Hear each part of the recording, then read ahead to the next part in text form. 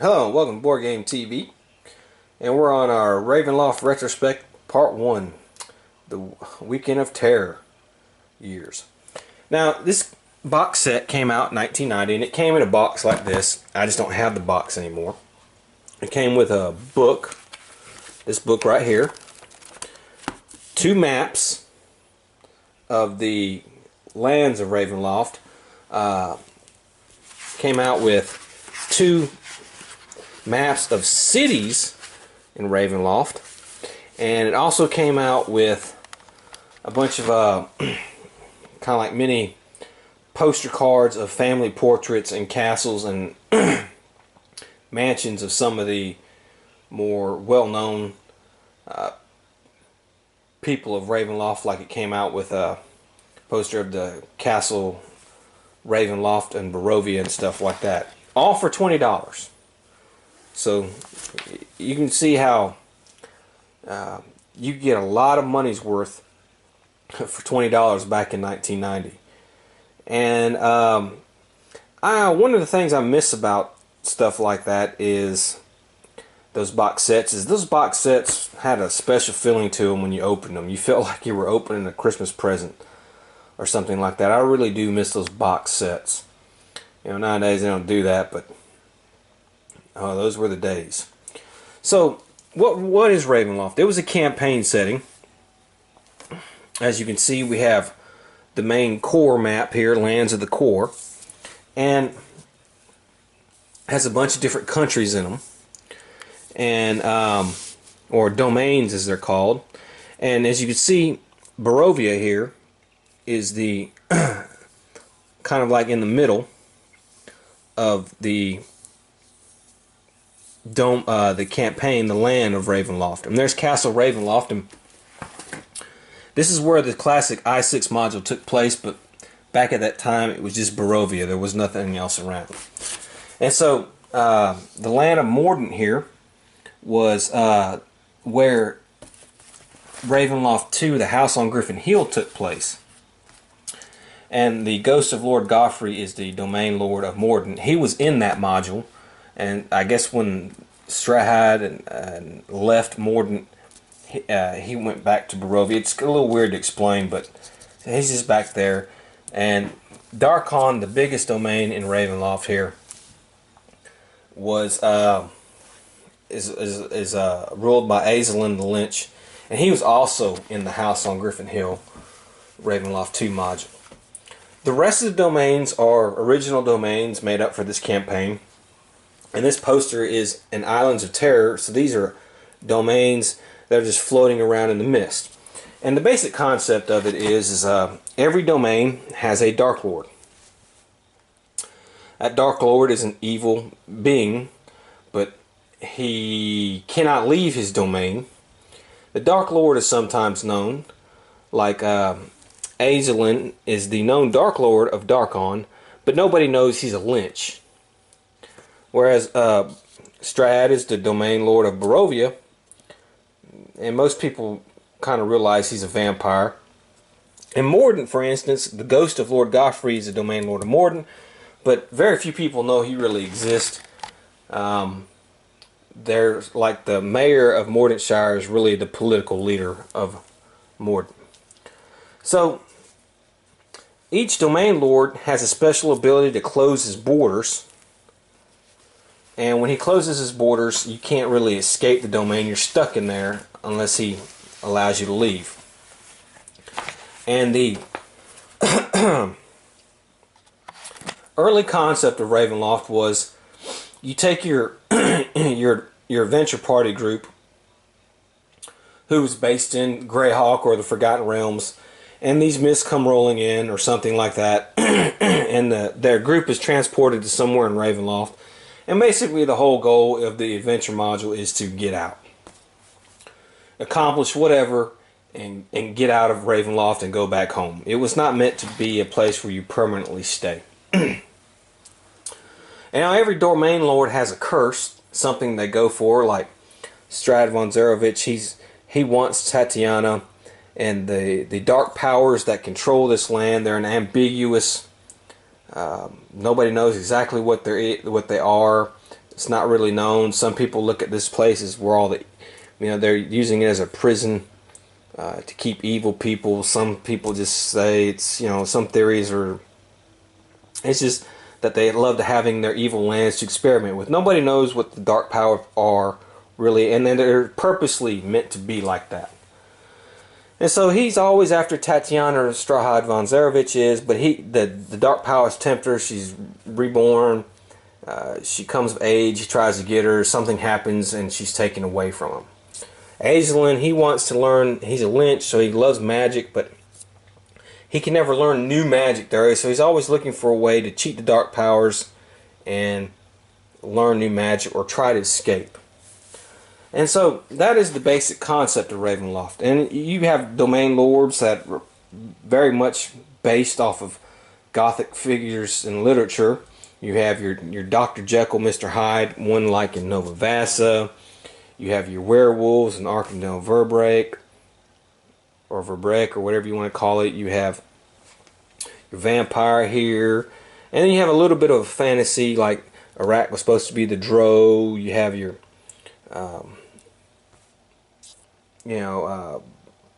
a ghost in Morden, Frankenstein's monster type thing in Lemordia. Azelin is a lynch, so he's kind of a fantasy type thing. And this was where Lord Soth from Bootsburt, Lord Soth is, he's the leader, he's a Death Knight, he's a well-known Death Knight from the Dragonlance setting. And they took him out of Dragonlance, which I couldn't believe they did, and put him in Ravenloft.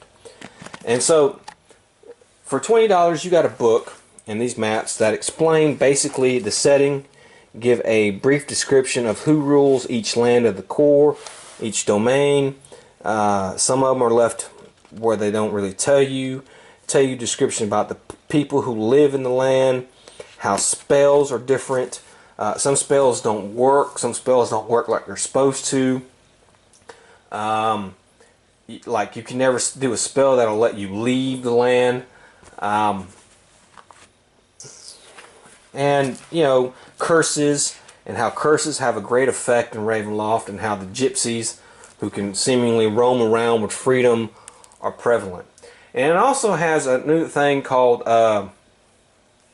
embracing the darkness.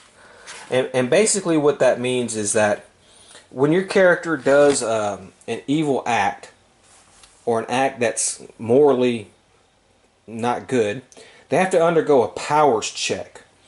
And every time you fail a powers check, you become one step closer to becoming a Dark Lord, to where you'll never be able to leave Ravenloft. You become more and more evil, and there's like penalties and stuff for failing it.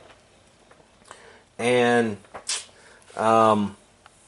eventually, if you fail so many times, you will be granted your own little mini domain, that type of thing. You'll be cursed with some kind of affliction and that type of thing. And the player will actually lose control of his character and no longer be able to play him. Same thing with lycanthropy or vampirism. You have a greater chance of becoming something, one of those, and to where eventually you'll become cursed and lose your player. And then there are the fear checks. Ravenloft put a heavy emphasis on fear checks, to where a lot more situations you come across, you have to do a fear check and horror check, and you start to lose your sanity and abilities. You keep failing those checks, and eventually they'll wear on you, and you'll become crazy or become evil, that type of thing. That was really what set Ravenloft apart from other campaign settings, and it made the campaign setting harder. The big thing was back then was, oh man, I want to take this group into Ravenloft. I'm a real mean DM. I'm gonna take them into Ravenloft and show them a real hard time, because those players in my group are bragging all the time about how much ass they kick and how badass they are, and that kind of thing. So it was an interesting concept, and it was one that really stuck with me, and I really liked it, and you know, the flavor of the setting. So that's what you got for $20. That was what the basic template of the Ravenloft campaign setting was. And the first support product was Feast of Goblins, an adventure module for $10.95. Now, for $10.95, you got a thick module adventure, and this really is a thick module adventure. Another map of all kinds of things on here, and a little Dungeon Master screen, character sheets, and some more little mini maps. What a bargain for 11 bucks. And this was a very hard module. Basically, it's beware the mist, for they will envelop you in terror. Feast of Goblins, a party of adventurers is mysteriously transported from the lands they know to the dark and dangerous demiplane known as Ravenloft. Trapped in this realm of terror, they must use all their skills to escape the manipulations of Ravenloft's one of the most powerful lords as they attempt to seek out the accursed crown of soldiers. If all goes well, they just might live long enough to escape this dread land and return to their homes. So, the bulk of this module basically takes place in Carthacius and Gundrak, and the plot is real heavy on role-playing and subterfuge, and it's a big adventure. I mean, this is one of the longer adventures, so you really get your money's worth. I mean, you're going from one place to another, and you end up creating a new domain for a new evil person, and then at the end you have to stop them. And it's really pretty good. You come into contact with the domain lord of Carthacius, and then you could possibly come into contact with the domain lord of Gundrak. But they introduced new monsters, the big ones being these goblins here, which will become a staple of Ravenloft. And if you notice, one of the things about Ravenloft, and it has several maps inside here as well.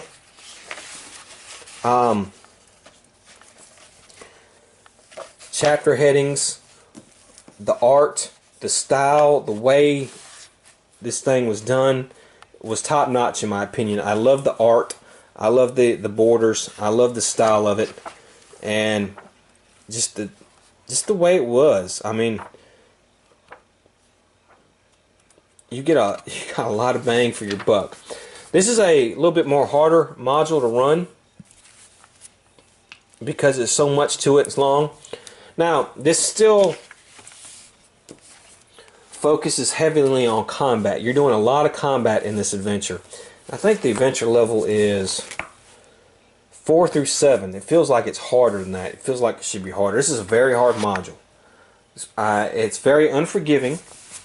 And it has very high level baddies and monsters where if the players make one little mistake, the party can get wiped out. But it was their first attempt. It didn't fit the theme that Ravenloft would be later on known for, as it is a little bit fantasy based, a lot of combat heavy, but it was a good first try. And it fleshed out the domain of Carthacius really well, which is something we didn't have. Remember, the rule book didn't go over in too much detail any of the domains or the people. I just went into a little brief description. But we know a lot about Barovia, and we know a lot about Mordant because of the two base earlier Ravenloft modules. But this one fleshed out the domain of Carthacius, and that was what I always thought a module was supposed to do. Flesh out a domain, flesh out the lords and the people of that domain, and you have an adventure in there, and it was really good. But for $11, you could not beat this. I mean, it was just a great adventure, and one of my sentimental favorites with a really cool cover. And it has a reoccurring bad guy in it, Dr. Domini, who will pop up later in another module, and so it has continuity. This is also the first module in the Hexad series. Although it wasn't really at the time, it got retroactively fit into that. And what that was is some gypsy laid down a prophecy a long time ago about when 6 signs come to pass, the land of Ravenloft will change and be reshaped, or some great calamity or some great event's going to happen. Well, the first of those signs happens, or one of the signs happens in this module. It just so happens that you don't really know about it. The writers didn't even really know about it. It was later explained in a future module that an event that happened in this was part of the 6 signs. It was retroactively fit into it. But it is one of those 6 adventures that, so if you wanted a campaign that connected loosely, this is one of the modules that can have a 6-part campaign.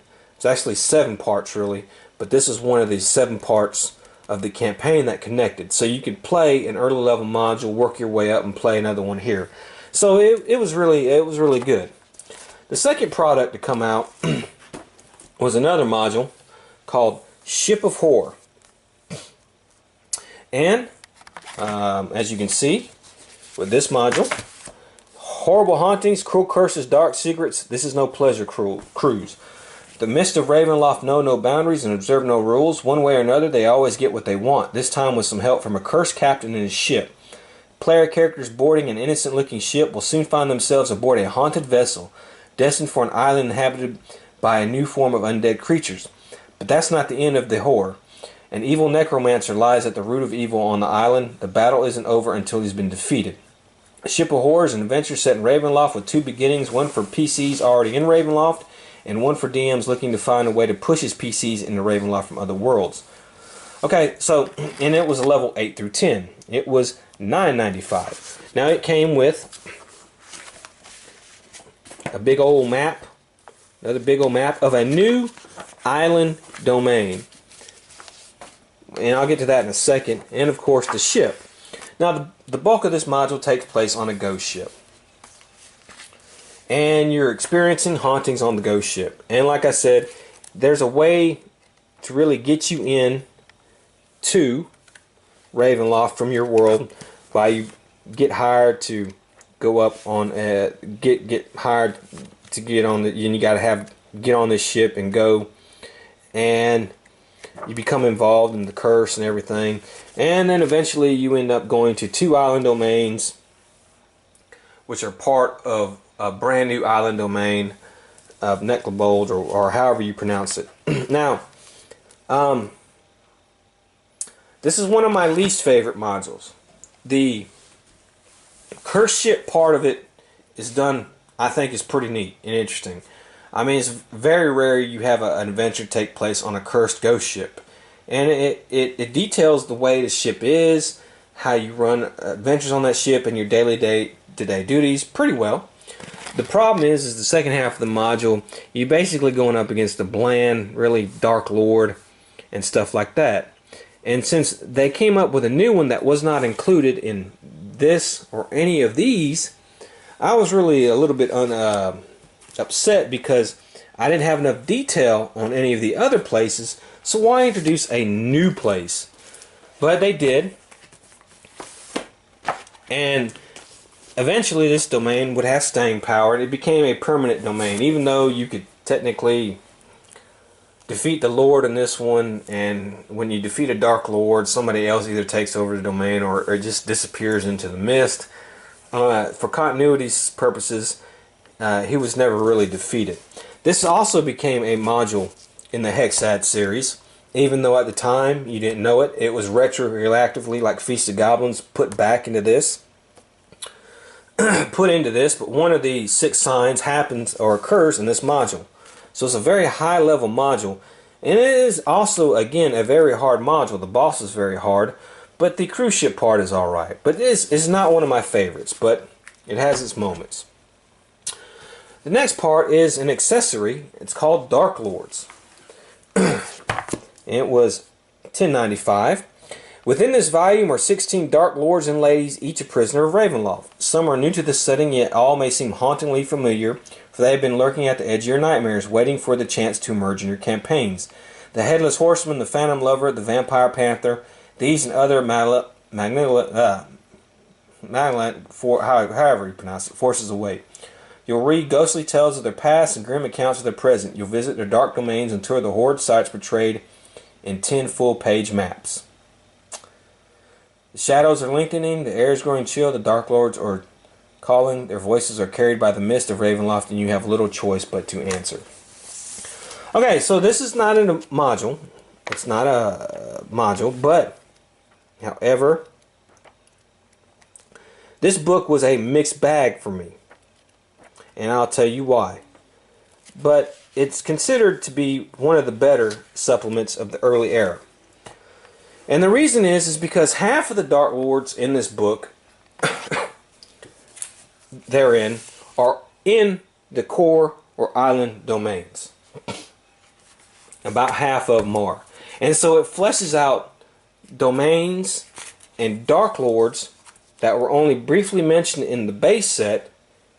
It fleshes out them and their lands a lot more to where you can, if you want to make up your own campaign, it's really good.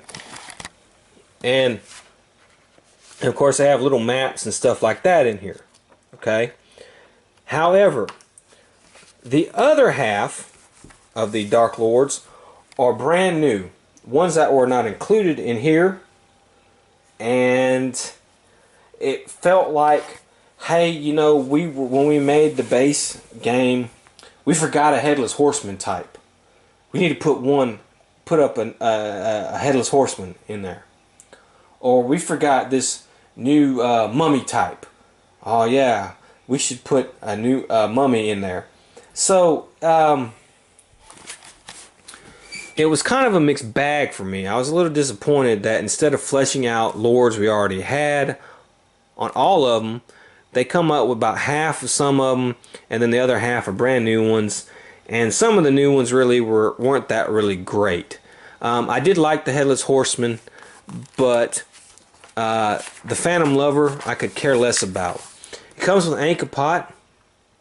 He's the archetype mummy, and his domain is Har-Akir, so we got him. We got the Banshee, whose domain was Keening, so we got her. Bluebeard was new, Ebonbane was new, the Hags were Tempest, the Headless Horseman was new, the House of Lamet was new, Von Karnoff was Balsan, or however you pronounce it. Merrily is a waste of a character, to be honest with you. Monette, he was new. Phantom Lover, I never cared for. De Polinaro was new, and Tyet was new, and Zoinlik was new. Now, Zoinlik would get his own adventure module, so it's a waste of him being in here. Ankh-Pot would get his own adventure module, so it's kind of a waste him being in here. And let me see. Some of the other new ones were later fleshed out in campaign books. So eventually this book became obsolete, except for the little girl and the Phantom Lover, Merrily and the Phantom Lover, and those are two waste. So if you ever wanted to get back in, get into Ravenloft, I would not recommend getting Dark Lords. It was only good when it was out during the time when it came out, but it has since been basically rendered obsolete from other material. Now, the next product is Book of Crypts. And it's another accessory. Dread curses, gypsy forces, and fortunes endangered every turn. This must be Ravenloft. Enter the world of the unknown, the land of dark mysteries, the realm of inexplicable terror. Adventure in a land where nothing is as it seems, where the innocents are evil in disguise, and watch your back, no one can be trusted. Book of Crypts is 96 pages of the finest twisted horror. 9 short adventures await you, promising new hideous villains and spine-chilling stories of dark minds and lost souls. Be warned, these tales are not for the weak of heart. Okay, I get the concept of what they were doing at the time. Ravenloft only had really 2 modules, so there was not a lot of adventure modules for you to have for your party. There was not a lot, unless you made stuff up in official capacity there was not a lot for your characters to do. You only had 2 modules. So they come out with 9 short adventures to do. You know, you plug in an adventure here, plug in an adventure there, kind of run a little mini campaign. The problem with Book of Crypts here is that the adventures honestly are really not that good, with the exception of a few. This book comes off as a little bit more fantasy type and then horror. It still is that whole more of D&D type stuff. And really, the only really good adventure, Bride of Mordenheim, takes place in Lemordia, but it doesn't do anything to flesh out the domain or its lords or nothing. So it's kind of a waste. Blood and Moondale is actually an okay adventure. It's a whodunit with a werewolf. The Dark Minstrel would end up becoming the lord of that would end up becoming a permanent resident of Ravenloft and become like a Dark Lord. He would later be fit in because he's one of the few standouts. But the Cedar Chest is really a poorly Jack the Ripper rip-off type thing. Corrupted Innocence isn't really that good. The Rite of Terror is okay, but it doesn't really feel like a Ravenloft. It has to deal with mind flayers, and it just feels like a Forgotten Realms type adventure. The Man with Three Faces really isn't that great. Living Crypt is just an excuse to show off a new monster. And Death's Cold Laughter is really not all that good. So, I understand what they were trying to do. And with some tweaks, some of these adventures could be better. But if I were to get this, I would not get this. Because the only real permanent resident from the Dark Minstrel who becomes a Dark Lord later on is described in other things. And then when this came out, this was probably my least favorite. It was very disappointing. Next up, we have the Touch of Death. Now this module is dealing with Har-Akir and Ankapot the Mummy. And it's the mist of Ravenloft envelop you once again when you realize where they've taken you. It's too late. You find yourself in the burning wastelands of Har-Akir where nothing is as it seems. The desert is a powerful foe, but in Har-Akir, an ancient evil is awakening in the desert will be the least of your worries. As withered hands cast off ancient shrouds, little can save you from their touch of death. Okay, so this module is based in Har-Akir, which is a desert domain, obviously, and it's based off of the Mummy. It's basically ancient Egypt filled with pyramids and mummies and stuff like that and the Egyptian gods. This module does really good at fleshing out the domain, the Dark Lord, and actually has a pretty decent adventure. It's a lower level adventure. It's for levels 3 through 5, but doesn't come with any big maps or nothing. It's what they call, I guess you would call it a mini adventure for Ravenloft, but it's basically several events happen several days, and then once you figure out what's going on so many of those days, you end up going to a dungeon to fight a baddie and prevent the true Dark Lord from awakening. This was the first mention of the Hexad prophecy, and actually the one of the signs go off. So this is where they started planning that whole thing with the Hexad signs where Ravenloft would change. But it is a lower level module. It's part of that 7-part campaign. It only costs $6.95, and it's a great module. I would highly recommend getting this. Really one of the good ones. Filled with ancient Egyptian flavor and feel to it. Can't go wrong with that. Okay, so the next thing is Van Richten's Guide to Vampires. Okay, so in the world of Ravenloft, there is a hero named Rudolph Van Richten, and he's basically Van Helsing. Okay, he was a doctor who never really dealt with terrors in the night. Then one day, his child is kidnapped.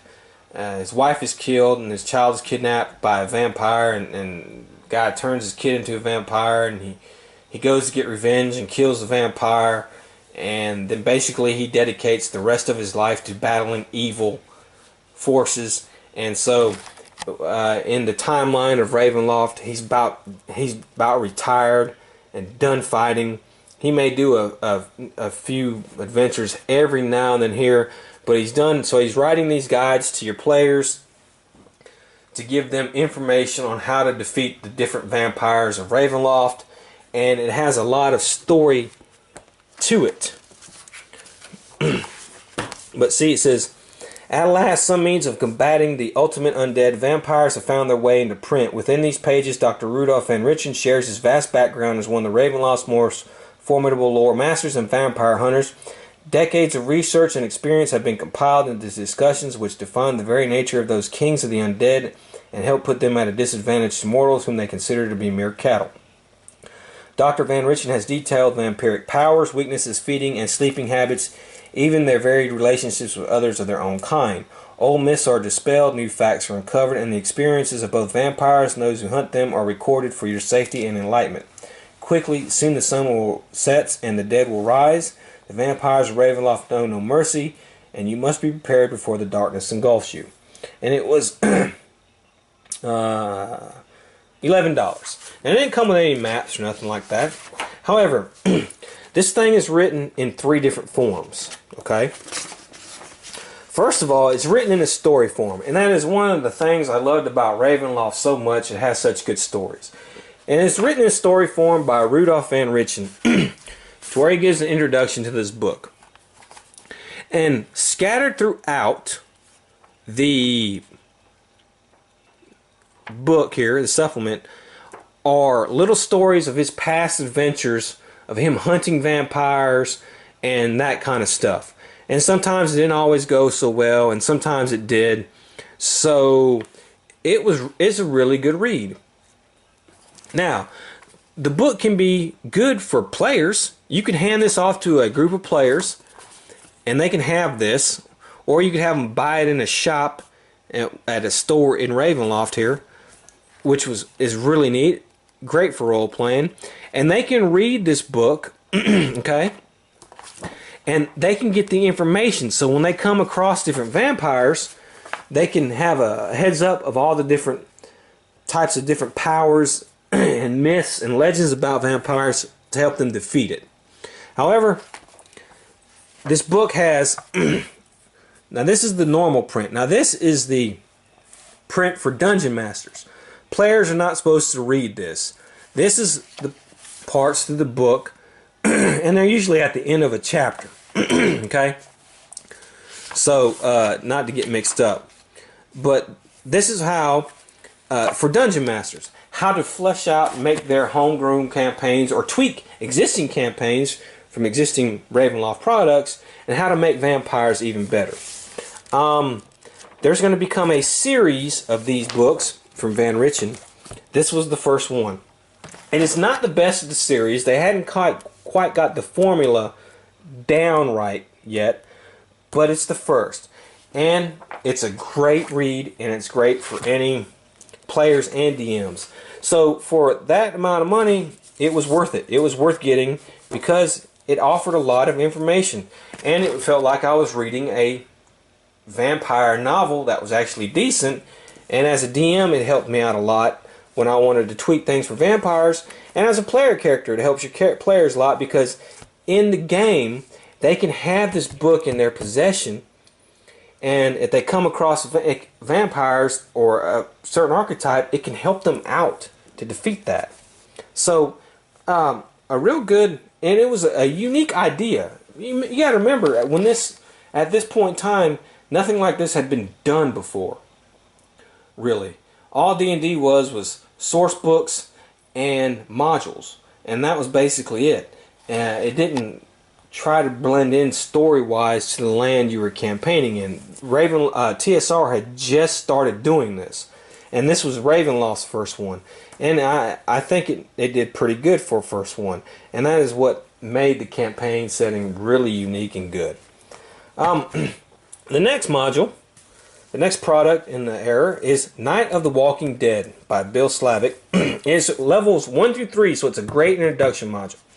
It takes place in the swamp land of Sorange, or however you pronounce it. And that is basically a 1800s New Orleans or 1700s New Orleans. That's basically what Syringe is. The Lord of the Land is a zombie lord. Okay? So it says, in a rain-soaked graveyard, a small group of men stand around a coffin bound with heavy chains. We are here to mourn the passing of Jean D. Cardew, intones the village priest. Let us pray that his rest is eternal and that he never returns. As the pallbearers lift the coffin, something scrapes on the wood from inside. Quickly and without emotion, the attendants slide the casket into the crypt. Then they seal the door and flee. Behind them, unheard, a dull thudding begins, growing louder with the onset of twilight. There can be no peace for those who linger in the earthly realm after death, and there can be no sanctuary on Night of the Walking Dead. Of course, this is long before the TV show came out. Alright, set in a zombie-infested swampland, Night of the Walking Dead is an ideal first-time Ravenloft adventure, which we don't have none yet of those. Players must unravel the mystery behind a string of murders and disappearances in a village plagued by ambulant undead, and all is not as simple as it seems. The hour of fear is upon us. Are you ready to face the demi-planet dread? This is one of my favorite modules, and one of my kids' favorite modules, really. Doesn't come with anything big. It's a smaller module, cheaper. It's only $7. But it does detail the domain of Syringe. Now, my big bugaboo with this module is that the Demi-Lord of Syringe never makes an appearance. He's never even mentioned. And now, at the time when this module came out, we did not know who the Lord. Well, we knew who the Lord was. They said the Lord of the Dead rules the domain, and they didn't give any more description from the main Ravenloft source book. So this would have been a great opportunity to detail the Lord and this domain really, really well. But they didn't do that. And I thought that was a big disappointment to me, and a big missed opportunity, really, for me. However, later materials would go on to detail that domain and its Lord. And Night of the Walking Dead does provide a really good adventure. It's kind of the same template as Touch of Death. You're there for a series of days. You have a series of events that happen. This time a serial killer is stalking the town, and you have to figure out what's going on with the serial killer, stop him, and then you end up going to a dungeon to fight a zombie lord, not the Lord of the Domain, but a zombie lord, and he is raising the dead, and the town is besieged by a horde of zombies, and you got to fight them off and defeat the Lord and all that. It's really fun, really good, really simple, easy adventure to run. My kids love this thing more than any other one. I enjoy it too. And this really really goes into detail about the Hexad prophecy, Hykosa, whatever his name is scroll, about the prophecy, the 6 prophecies. Just really kind of goes into detail with it a lot more. And so this is another adventure in that series. And if you were to play by level, this would be the first adventure in the series. And so it is a great adventure to have. I highly recommend it. And it, like I said, that's when the Hexad stuff became, they really fleshed it out with that. And I think they knew about that time exactly what they were going to do with it. So the next product is Islands of Terror. It's another source book. It comes with a map. Now, alright, so let's take a look at this map. It's basically a new, another one of these, but with all new Islands of Terror. Okay, now, again,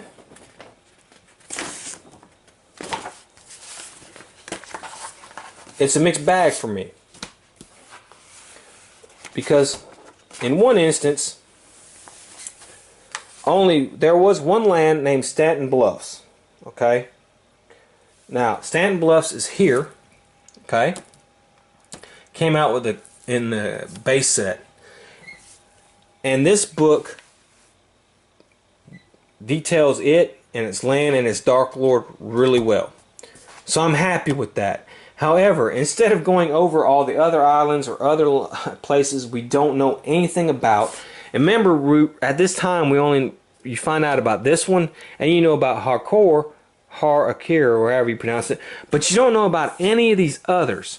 They come up with new ones, and that really kind of ticked me off a little bit. And it's like, hey, wait a minute, again, we forgot these type of monsters. Let's add some new islands of terror, but have these type of monsters of the lords. And it kind of gets a little goofy, a little bit, to be honest with you. Some of these islands really aren't that good. Okay, Nidalia's okay. The Wildlands is ruled by a king crocodile. So, Lion King, talking animals, I don't know. I didn't care for Sakina. Ikath is not really that great. Saragoss is alright. Timor is alright, but it would end up changing. Fazera's okay. Stanton Bluffs is alright. Nosos is not really that interesting to me. So, it was really a mixed bag. Now, this came out. It says, welcome to the realm of dread is a land of dark terror, treachery, and intrigue. The breathtaking splendor of the days pales against the horrors of the nights when dead things rise and your darkest fears come true. And this is only the beginning. And now Ravenloft becomes much, much darker. These new islands are destined to terrify even the bravest heroes, and they are dying to claim you. Visit 9 lands where time is measured in pounding heartbeats, where foul lords perpetuate their evil crimes amid the putrid odors of decay. From Ikath to Saragoss to Timor and Fazaria, read accounts of the islands and dare to view their images on full-color poster maps. Okay, if you would have to go back and get a book, I don't know if I could recommend this one. On one hand, some of these other lands have been described in other sources. This one, but not as much detail. This one, not as much detail. Ikath is kind of not really that great, but it has been in other ones. Really, if you were to start your collection now, this would be one of the later ones to get. Because other materials have some of these domains, and they've changed a little bit. Stanton Bluffs is the only one I can really think about, unless I can't remember if they put it in the White Wolf Sword and Sorcery 3rd edition, but Stanton Bluffs is really one of the few domains I can think about where it doesn't, there's really no other source for it. So if you're a completionist, I would get it, but honestly, a lot of these domains are done someplace else, and I would not, it would not be a priority for me. Okay, the next product is a second Van Richten's guide, and this one's on Ghost. It says, beware the darkness, for it is alive with the dead. Now the nights of Ravenloft are more horrifying than ever. You'll find out why in the pages within. Follow Dr. Rudolph Van Richten's Ravenloft's leading authority on the supernatural as he reveals how to haunt the ghosts that lurk the blackest shadows of midnight. For countless years, Van Richten has traveled the misty roads of Ravenloft on a mission to destroy the undead wherever they might be. Now your characters can join him on his courageous quest. Dr. Van Richten tells all that he has discovered about the incorporeal undead. He explains their origins, their passions that draw them back from beyond the grave, and the horrible powers bestowed upon them in unlife. In addition, he offers his wise counsel on the ways in which these fiends can be stalked, confronted, and destroyed. Be careful, for these ghosts are not simple moaning spirits of the darkness night. They are the ghosts of Ravenloft. And this is basically the same, okay, as the Guide to Vampires. Okay, you have stories of Van Richten's adventures and how he first, became to start hunting ghosts, why he expanded to Ghost, and then you have players' aids, player stuff on different abilities and different types of ghosts. And basically what they were trying to do is get the specters and ghosts and stuff like that all to be one type of thing instead of having a haunt, a specter, a ghost, and all that. And then you have your DM stuff. The thing about you know, in the boxes and stuff, so it's good for everybody. And again, your characters can have this book and do what they will with it. I think it's a little bit better. It was only $6.99. Yeah, $10.95. I'm sorry, in the United States. It reads a little bit better because than Van Richten's Guides to Vampires. I think inside the material is better. It just depends what subject you like. If you like vampires, you go with vampires. If you like ghosts, go with ghosts. But this one is written a little bit better because they're getting the formula for this correct. So it's a highly recommended. All the Van Richten guides I highly recommend, but I highly recommend that one. The next adventure is Thoughts of Darkness, and this is a high level module for 12 to 15. That is right. And it takes place in the domain of Blutsburg. And it fleshes out the domain really good and the Dark Lord really good. So you know I love it. Okay? And it also has a guest villain as von Zarovich's cousin. It's got Lisa von Zarovich from Barovia. And she's teamed up with the Dark Lord of Blutsburg to try to make Mind Flayer vampires and put them in Ravenloft. Now, Mind Flayers are really a fantasy type monster, but they're done where they can make horror and stuff like that really good. And so the domain of Blutsburg is basically a domain of Mind Flayers, not one you associate with really gothic horror, but still it can be worked in that way. And so it's basically, of all the inhospitable domains of Ravenloft, Blutsburg is the cruelest and most gruesome. Nothing grows in the endless night, and lightning periodically falls like rain. The only place to escape those storms is inside the Mind Flayers complex under Mount Macabre. But that is the last place where any sane person would want to go.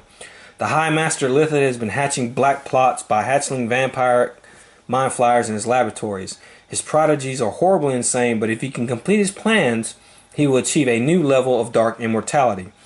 A pair of heroes have stolen the key to his success, but they have paid a heavy price for their bravery and are in desperate need of aid unlooked for.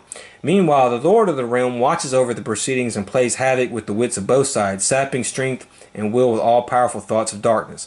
A party of adventurers will need all their skills to escape this black domain without the loss of life, power, or sanity. It is not part of the Hexad modules. It's an independent one, but like I said, it's very high level. This module is brutal. I don't know how any other way to say it. Most parties you take in here are going to get killed. And this was the original cover for this thing. And look how it changed. So, it comes with a map of what's going on under Mount Macabre. A really cool map. And of course it has, you know, that inside. And it's a thick module, and there's a lot to it, okay? And it fleshes out the domain and the Dark Lord really well. That's why this domain doesn't really fit in with any others. It's unlike any other. And it's basically a plot to stop the spread of vampiric Mind Flayers and the High Lithid Brain God from basically taking over everything. I like this module. It has its faults. It has a few faults. And the theme on it is very different from a lot of the other modules. It does have a little bit more of a fantasy theme. And it is, like I said, it's brutally hard. Man, man, is it hard. I mean, it's hard from the minute you walk in to the domain because you're already freaking because of the brain god. You're already starting to be lower level. It really introduces psionics, which had not been introduced to Ravenloft, but was a fairly somewhat newer type thing in Dungeons and Dragons. Psionics had kind of had a rebirth in Dungeons and Dragons. It was kind of trying to be popular again. And this kind of introduced it because of the, you know, the telepathic stuff and all that. And it kind of introduced it and kind of came up with some rules for it, although these rules will later get tweaked in other products. But yeah, Thoughts of Darkness is a very underrated, very good module for high level characters. Just don't expect a lot of survivors. I don't expect a lot of people to complete it. It's one of the hardest modules in the whole Ravenloft, if not the hardest. And it's just very unforgiving, very hard, but still can be fun. And a different theme from the other stuff. Alright, we're about halfway through the first era of Ravenloft, and our first big box set comes out, and it's called Forbidden Lore.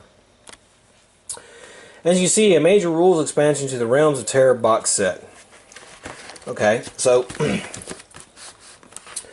a new era in horror role-playing began with the introduction of Ravenloft, combining the best elements of fantasy adventures with spine-tingling techniques of gothic horror. The Ravenloft game became an instant sensation. Now the time has come to learn more about the secrets of the lands of Demiplane of Dread. And if we're looking at that truthfully, this thing came out in 1992. Ravenloft came out in 90. These are all the products in 2 years. Not bad. So you can tell that they were starting to crank it out, and they'll even crank out even more in a little while. So now, Forbidden Lore brings you 5 books, each containing a wealth of material designed to make your Ravenloft game adventures more terrifying than ever before. Brush away the centuries-old dust, sweep aside the cobwebs, and look upon long-forgotten knowledge. Dark Recesses. This book details psionics and the powers of the mind and their place in the Demiplane of Dread. Nova Arcanium. New spells and magical lore from the darkness of Ravenloft's lords. Strad von Zarovich. Oaths of Evil. Expanded rules for curses and tips on how to make them an important part of any Ravenloft adventure. Cryptic Allegiances. An in-depth look at the secret societies hidden within the lands of Ravenloft. Some serve the lords of darkness while others battle them at every turn. The Walking Dreams. For centuries the Vistanti have been masters of prophecy and fortune-telling. This book reveals their secrets and shows them how to best use the Vistanti techniques in Ravenloft adventures. The Taroka, a genuine deck of 54 Vistanti fortune-telling cards and complete instructions for the use in the game. And the Dykesha, or however you pronounce it, a set of runic dice used to predict the future from the mysterious land of Har Akira. Now, to be honest with you, when this first came out, I wasn't too happy with it. I thought they wasted a box set.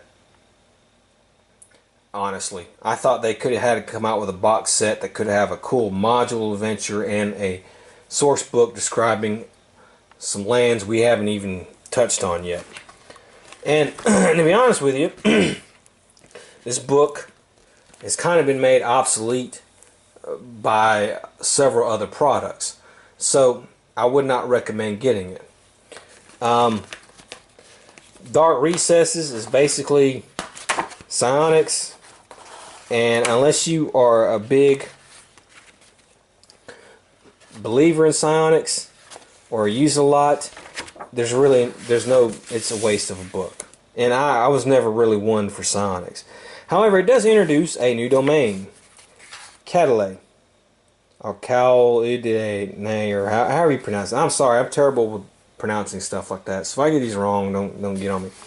And it's basically a domain ripped from the Dark Sun world, which Dark Sun was a new world that Dungeons & Dragons introduced, and it was supposed to be the hardest of the hard world, and you could have gladiators and city-states and deserts and magic, and you can have Elithiad what are those grasshopper men guys? However, I can't even remember what the name is. Characters and stuff like that. It was a brand new setting. It was unique, and it was getting popular. And they wanted to get more people interested in it, so they tried to fit it into a bunch of other different campaign settings. And it doesn't really fit with Ravenloft, but it's an interesting setting, and it goes into detail somewhat really about the domain lord and the land. However,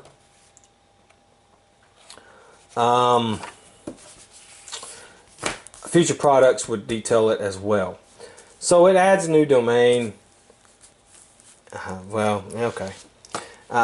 The Nova Arcanium, really, again, not a big fan of. Just new spells and stuff. A book on fortune telling and stuff. Now, I don't have those dice anymore. I do have the Taroka deck, but these are like the symbols for the dice that, and you're supposed to incorporate them. I never incorporated them into anything. I never really found any use for them.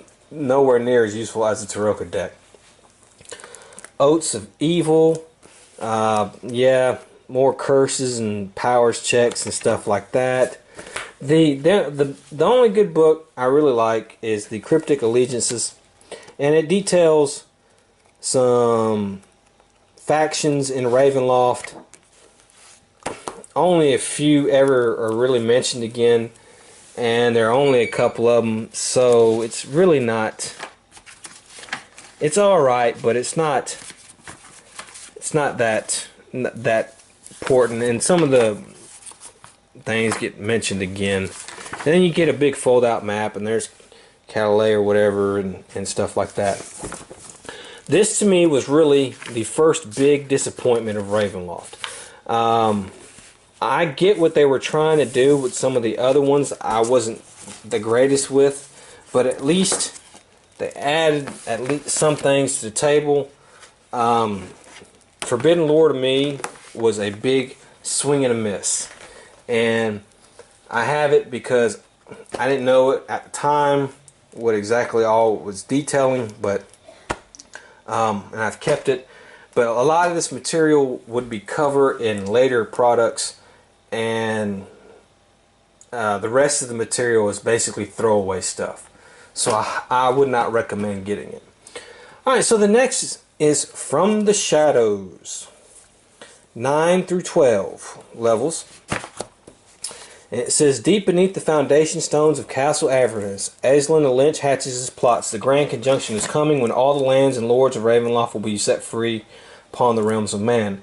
Aslan does not intend to let his opportunities slip by. All he needs are a few dead bodies. Fortunately, there's a party of adventurers nearby. This is the first of two scenarios that feature Aslan the Lynch and Count Stradvon Zarevich in their eternal conflict. This module contains complete floor plans for Aslan's dark home, Castle Avernus. From the Shadows will take characters to places they've never been before, places spoken of only in hushed whispers and terrifying legends. Alright, so this is a very important module, and it's a must-have, honestly.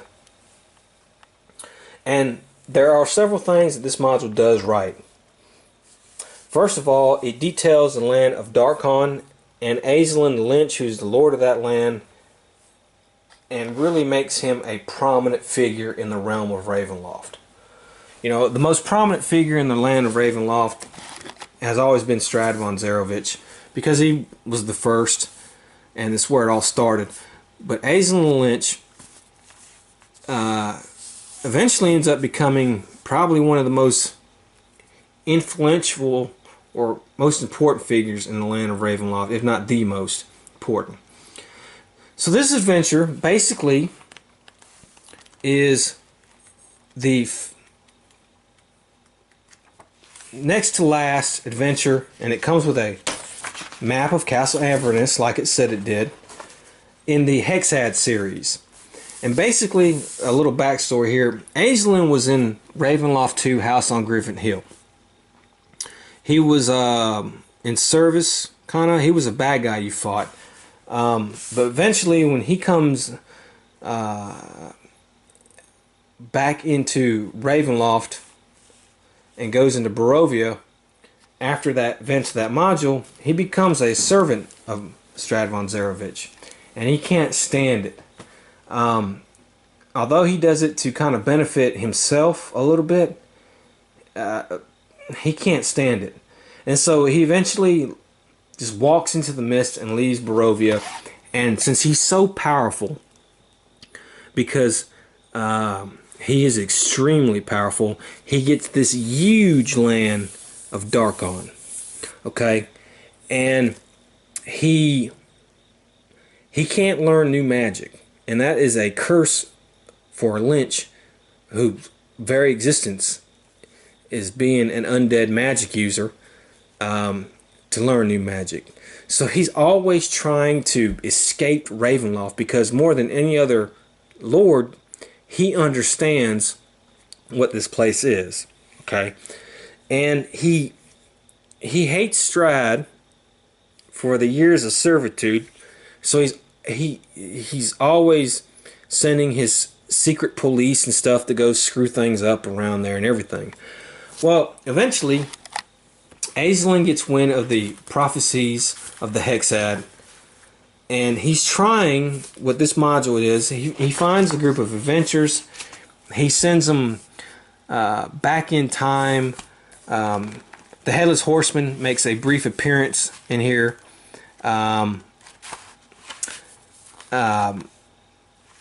To kill the heroes. He gets their bodies, reanimates them, sends them back in time to try to change what happened the day Strahd Zarovich became a vampire and Lord of Barovia. And he's basically trying to fulfill the prophecies, but he's trying to fill them out of order or mess them up so that he can leave the land, that Ravenloft will dissipate and merge with the other realm worlds or just be destroyed, and he can leave. Is basically what he's trying to do. And in the end, and this is a two-parter, okay?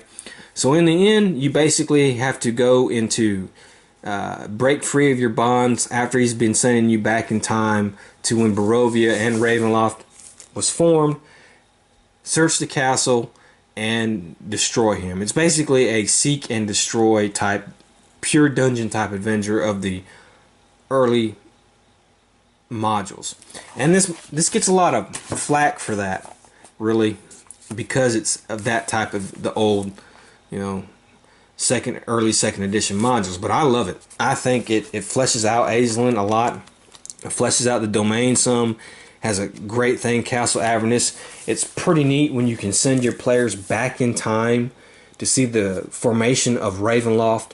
It builds on that animosity, and it fulfills another one of the Hexad prophecies, and it leaves you on a cliffhanger, because on the end of the cliffhanger, you basically done what Aisling has wanted you to do, screw things up. The Grand Conjunction has come. All these domains and realms are all dissipating or merging with other places, other realms, and the Dark Lords can escape. And so it's the first real cliffhanger and the almost end of the entire story arc you've been going through with the Hexad modules. It's really good. Must have. Next is Van Richten's Guide to the Lynch.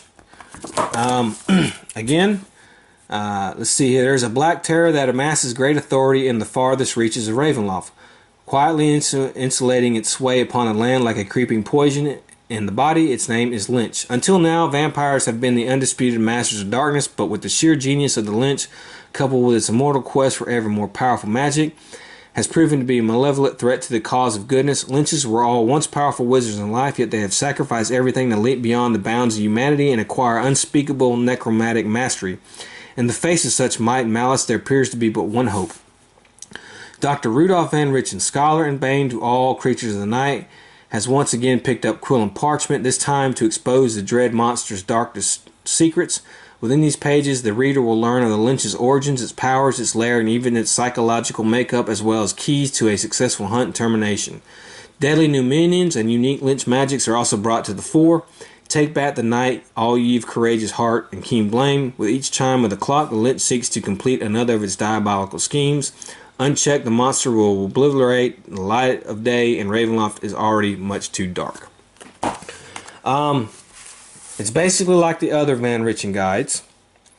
However, it's my least favorite of them. And really, it's basically limited because of the Lynch is probably just not as interesting as a lot of the others. There's really not much variety in them, and well, it just doesn't come off as good. Although there is a good part where the stories of the adventures of Van Richten, where Rudolph really learns that. See, Rudolph lives in Darkon, and where he learns that his lord of Darkon is a lynch, and the first time he learns that, and how Aslan actually kind of helps him get revenge on the vampire that ruined his life and everything. So that's real interesting for that. I'm not saying this is a bad book. I recommend all the Van Richten guides, even this one, but out of all of them, this is probably my least favorite. Alright, so then we have another early level module level 2 through 4, The Created.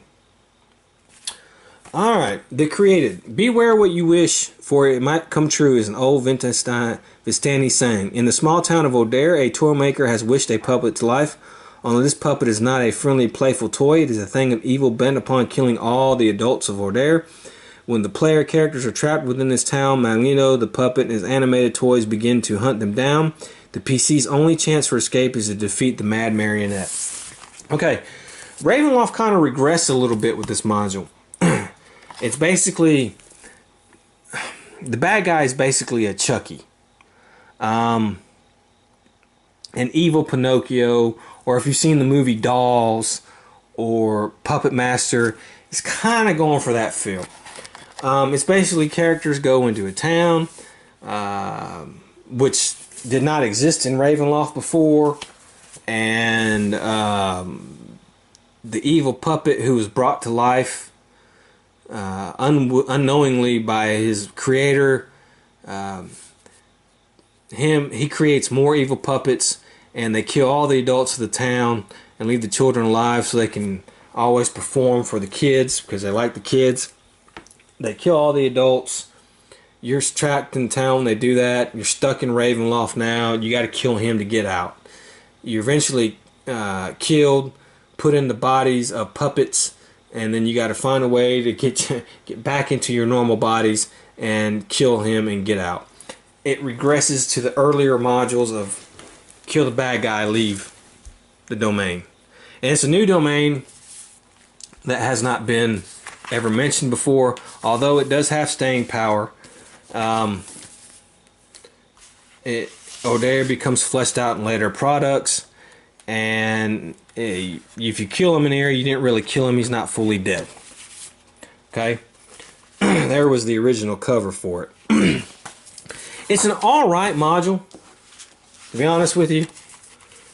It's just Ravenloft, it started progressing, and it kind of took a step back. However, the theme of it is very cool. The killer puppet idea is something that had not been explored yet and was something new to touch upon. It's a lower level module, so it's always good to have lower level modules to start for a new party or campaign. I would get it. I would recommend it, but like I said, it's that old template, so don't expect nothing severely great. And be honest with you, this will be like the second module in a row where you're killed, got to get back into your body somehow and defeat the bad guy. So, but it's a fun little module. Okay, the next one is Roots of Evil, and this is the climax to the Hexad and the sequel to From the Shadows. It's 9 through 12, okay? The Grand Conjunction has come to pass. As a result, the Lords of Ravenloft have broken through the mist and escaped into the prime material plane. Bit by bit, monsters of the demiplane of Dread are following behind, and in the midst of all, Aslan Lynch and Stradivon Zarevich play a power game. A game with deadly stakes. Stupid cat. Mostly notably the player character's lives. Unless the adventurers act quickly, death will be the least of their troubles. This is the second of two adventures that feature Aslan and Stradivon Zarevich in their endless conflict. As a sequel to From the Shadows, this module gives the player characters an opportunity to atone for the evil they have unwittingly caused as pawns of Aslan. The culmination of a 6-part series of adventures dealing with the Grand Conjunction, Roots of Evil gives the player characters an opportunity to literally save the universe as well as themselves. Until the dark powers recapture the Lords of Ravenloft, no place is safe. Okay, here's the big bad climax to those 6 modules. It's a thick module. It feels a lot like the first Feast of Goblins module. It's very hard, very long. There is a lot going on, a lot of different places to go. Very unique in that aspect, that it's a lot like Feast of Goblins. It just, for some reason, it kind of reminds me of it. It is a must-have if you're playing the Hexad Grand Conjunction campaign. I highly recommend it. Very hard, very unforgiving, but not Thoughts of Darkness hard, but very hard nonetheless. And basically what it is you go to basically the prime world of Barovia. It's like every land, every domain in Ravenloft is an offshoot of some real land that existed or something like that. And so you end up going to the real land of Barovia, and Strahd is there, and he's planning on basically taking over as new king and ruling it and have his beloved Titania forever, because there's no dark powers of Ravenloft to curse him. Aisling is there, and basically he's wanting to defeat Strahd because he hates him. And a new villain that pops up named Injura or whatever his name is. And it's basically, you learn that a long time ago in the past, Dad made a deal with a demon, and that's what Injura is. He's a demon. He's that's him right there. He's a Yugoloth or whatever. And to earn a victory in battle a long time ago, he made a deal with the demon to win. But of course he betrayed the demon. And the demon's been stuck in Prime Material Barovia, wondering where the hell Strahd has been, trying to get revenge on him, but he couldn't. He didn't know where he went and what happened to him. And now that Strahd is back, he wants to revenge on Strahd. So you get embroiled in a three-pronged thing. Sometimes you're teaming with Aisling, sometimes you're teaming with Strahd, sometimes you're teaming with the Yugoloth there. You go back in time again, several dungeon crawls, and then in the end you basically, if you complete the adventure right, you basically save the day and stop the Grand Conjunction from happening, or reset everything going back to almost normal, and Strahd and Aisling are sucked back into Ravenloft again like they never left, and they're hangry as hell for getting drawn back into Ravenloft. They had a taste of freedom, now they're pissed about it for the rest of their days, and you basically save the universe because you set everything back. You end up having another Hexad prophecy done. But it is a very hard, very long module, very reminiscent of Feast of Goblins, and it does have that apocalyptic tone to it. Look, man, if you play this right, you can save the universe. If not, the universe is doomed. A must-have, a very good must-have. It's also very underrated for whatever reason. I think because it just follows the standard early on Ravenloft formula like Feast of Goblins did. But the consequences are great, and it's a good module. I recommend it highly. Alright, the next module is another very good module in my opinion, Web of Illusion. And it deals with these guys, which are called Rashika or whatever they're Rakasha. For centuries, these diabolical creatures have hunted humanity and preyed upon its flesh. Now the mists of Ravenloft have opened the land of Sri Raji, home of the dread Arangi, the Rakasha Lord. He is the mastermind behind a deadly game of illusion where plots lie within plots that lie within plots. Wise player characters will trust neither their eyes nor their wits, for nothing is as it seems in Siraji. The Rakasha have laid their traps of intrigue for the unwary. This time the unwary are your characters. So basically, we are here in this domain. This module fleshes out the domain and the domain lore very well, which is what I want a module to do. Touch upon a domain that has not really had any explanation to it, and flesh it out, it and the Dark Lord and its people. And this module does that. This is based on medieval India, is what it's based on. These Rashika are these guys who are masters of illusions. They have a tiger head, but kind of like a human body. They eat people. They are master illusionists, so you don't even know what they really look like. They're really tough, and he is a really tough lord to beat. It's a great module. It comes with a map of the domain and a map of his place, which is his place right here. And, you know, I highly recommend this. This is played out, though, kind of like the Night of the Walking Dead and Touch of Death type modules, where you go through several scenes or events, and then you end up going to his palace, and it's a dungeon crawl, but filled with illusions and traps and stuff like that. It's a very trap heavy module. Level 7 through 9, so it's not easy. But the scenes, if you complete one scene, you go to another scene. If you complete a different scene, you go to a different scene. So the scenes are like, if you complete this right, you do this scene. If you complete this scene, you do this. If you complete it wrong, you do this scene. And you can choose basically kind of which way you want to go. So it's kind of almost a choose your own adventure type thing for the first half, where you are in the towns and you get to know the people and the domain, and then basically towards the end you go fight the big baddie, which is a dungeon crawl. Yeah, I get that's kind of been used before a lot, but however, this has so full of information on that domain. I think it's really good. I must have. Okay, Van Richten's Guide to Werebeast. Here's the next guide.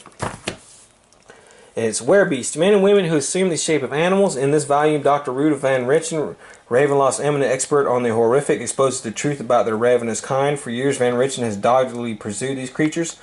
More than once, the hunter has become the hunted, yet lived to tell the tale. Now Van Richten reveals secrets of his survival. Discover the werebeast's many forms, from common to the bizarre. Read how they live, lust and multiply, spreading their affliction among the innocent. Learn to see through their human facade and how to discover their beastly spore. Finally, discover what it really takes to cure lycanthropy in Ravenloft. For upon the demi-plate of dread, few adventures can avoid the werebeast fang forever. Okay, another good addition to his thing. To the Van Richten guides. It's going over werebeast, and basically it goes over all the different types. You know, in Dungeons and Dragons you had a million different types: werewolf, wereboar, were-rat, were-jackal, where this, where there's an animal, there's a werebeast for it. We have some decent adventures from Van Richten in story form. We have the usual player aid and DM thing. So again, another good book in the Van Richten Guide to Werebeast. And if you like werebeasts, you know, you gotta have it. Okay, next up is House of Strahd by Tracy and Laura Hickman. This is basically a reboot or a reprint of this, but made to fit in the current setting of Ravenloft. Okay? But this is basically the same module. It's just a reprint. And, you know, if you didn't have the original module, which was kind of hard to get, you can get this and you can play the original. It says, far above the village of Barovia sits Castle Ravenloft, the home and fortress of vampire lord Strahd von Zarovich. Legends claim that Strahd flies with the bats and runs with the wolves to terrorize the countryside. Ancient tales of dungeons and catacombs deep under the castle. Other stories recall the great halls, treasures, and glory of Ravenloft in century past. Undoubtedly, Strahd has installed deadly safeguards to protect his domain. House of Strahd is a revision of the classic gothic horror tale Ravenloft, the most popular adventure ever produced for the AD&D game. It is updated here using the 2nd edition rules and those from the Ravenloft campaign set. Count Strahd is now more powerful and his castle is even more terrifying. This revised edition features variable ghosts for Strahd, making the adventure unpredictable. Both original and updated statistics for Strahd. The adventure can be played at the original level of difficulty or with the new, more powerful Strahd. Hints for the DM, including tips, is playing Strahd as a genius vampire lord. The original Gypsy fortune telling plus 2 new methods to suit the DM, one including the version used from the Taroko deck for the Forbidden Lore box set. The master of Castle Ravenloft is having guests for dinner, and you are invited. It's good. It's basically, like I said, a reprint of the original, but however, they have old, original, and then they have updated stuff. As you can see, like this main floor entry has gargoyle golems there as monsters. However, if you want to use the original Margals that were there, they have this there. Same thing with here. If you want to use, they add 4 Margals there, but if you want to use original gargoyles. Strahad's statistics are updated since he has gotten more powerful from coming to Ravenloft. It comes with maps. And yeah, I mean, it's just basically, you know, you can use the Taroko deck. They detail the domain of Barovia a little bit more since it has been expanded upon since its original adventure. So yeah, if you never had the original, this was a great thing to get because it gives you the original plus more. And you know, I had the original, but I got it because I wanted the updated stuff, levels 6 through 13, and you remember the original was 4 through 7, I believe. So no, 5 to 7. So you can make it very hard. Must have if you don't have the original. Okay, next up is one of the crown jewels, to be honest with you, early crown jewels of Ravenloft. Castles Forlorn is another box set. Time is meaningless in Castle Tristanoria. Forlorn has long remained hidden in the shadows of notorious Barovia and Cartacus. Yet the tiniest domain in the lands of the core is nearly as old as Ravenloft itself. This land is sick with evil, a twisting mockery of the place it once was. It is filled with creatures of despair who were drawn into the demiplane of dread. Within Castle Tristanoria lies oblivion. The crumbling keep slips in and out of time, carrying its unaware explorers across the centuries, where they may be abandoned to the cold winds of eternity. And to the ghosts in the castle, spirits both innocent and guilty haunt the timeless passages, whispering tales of murder and vengeance. Escape is for the lucky or the hopelessly mad. The Castles Forlorn box adventure set provides the Dungeon Master with a rich and complex domain in which to set a campaign of any size and duration. It includes a 96-page source book, The Weeping Land, which reveals the complete history of the domain and the strange and terrible lord who rules over it. Descriptions of the living and dead who call this lonely land home abound, as do the details of the forbidding Tristanoria Castle, where an adventurer may spend an evening or an age. After learning Forlorn's history of sorrow, the DM can lead player characters into colony meetings, a 32-page collection of encounters that provide adventure in every corner of the domain. Finally, only Eve of Sorrows remains, which is a 32-page assortment of mysteries and nightmares within the castle itself. This deluxe box adventure set completes the portrait of Forlorn with a highly detailed double-sided poster map of the castle, a poster map of the domain, and a special wall poster created by so-and-so. Only for $20. Now, Forlorn is here. It's a very small domain. And it is based off of medieval Scotland. Okay? As you can tell by the Loch Ness Monster type thing. And it is one of... And there's an original thing for it. And it's one of my favorite box sets.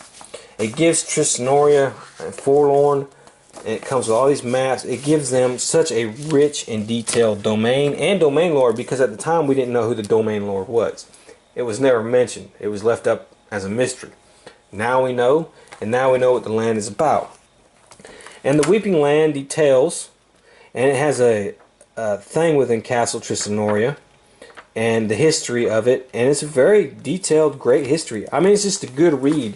You read a good story about a guy who ends up becoming such an evil being, and how he becomes such an evil being. And he's basically a vampire by day, but not a regular type vampire like Strahd von Zarovich. He's a different type of vampire, but he's a vampire by day, and he's a ghost at night. It's crazy, but it's also interesting, and it fits. This meetings book lets you have a bunch of different adventures all around the domain, and details a lot of what's going on in the domain. There's no human inhabitants in the domain except for a few druids hiding in the domain that used to be there before, from the line of people that used to be there when the domain was ripped into Ravenloft. And they're trying to make the land whole again and balance the land, and they have two different ideas on how to do it. So there's two factions of druids, and all the while staying hidden from the goblins, because these goblins are basically Tristan, who is the lord of the domain. Those are his eyes and ears, because he cannot leave the castle. He's stuck in the castle, so he can't leave the domain. So the goblins, and I'm talking about the goblins like from Feast of Goblins. Where's that picture of those guys? Are his eyes and ears, and these things. These things, and the domain, because Tristan's stuck in there. And the thing about the castle is, the castle exists in 3 different time periods. So this is where this module gets really complex, and I think they could have did a better job on this and fleshing it out. But if you tweak it, if you're a good DM and you tweak it just right, you have some massive stuff with it. Because my only gripe is they don't have an adventure per se inside the castle. They just give you a layout of the castle, what monsters are in what rooms, how to do, who's haunting the castle, and the 3 different time periods in the castle. This castle exists in 3 different times, so you can be walking in one room, and you'll be at the time period of Tristan's early days.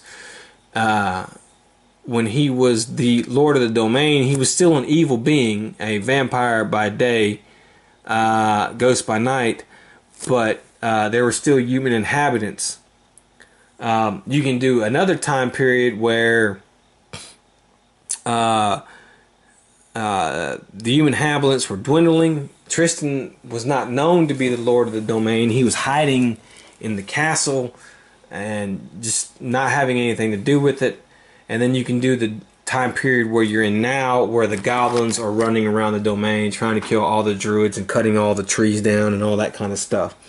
So it's very, very interesting. There's a lot you can do. My only disappointment is they don't have a official adventure. Like I said, they tell you, hey, you go in the castle, this ghost is in this room, this is what you want to do, here are the hauntings. It's not a structured adventure. If you're a dungeon master who likes to tweak things or mess around with things or build your own things, that's great for you. I'm one who likes to tend to, here's a module, I'm going to try to go step by step as the module says and make as few tweaks as possible, or come up with as less stuff for me as possible. I don't like coming with original stuff to add to a module or fill in the gaps. I just want the modules filled in for me, play them as they are. Maybe a few tweaks here and there. But it is a great box set. It is really, it's one of my favorites. I highly recommend it. Just for the, you read like 20 pages or just story alone on how the domain came to be, how Tristan became to be who he was. And this is a good read. Very, very good. Next up is the Monsters Compendium. Now, Ravenloft came out with 3 Monsters Compendiums. I'm going to come out, we're going to go over the first 2. So at this stage in TSR used to come out with stuff like monster manuals. You had a book, kind of like this here, and it had all the monsters in it. Well, when TSR really started to relaunch in the early 90s, they came out with Monsters Compendiums.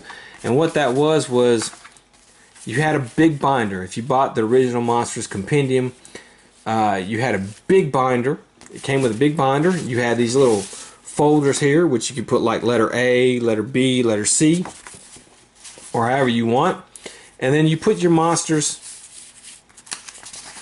in a binder. You put it in the binder, and under B, like this brain living would go in the B's, and all your B monsters would be in one little folder in the binder, and all your C monsters and so on.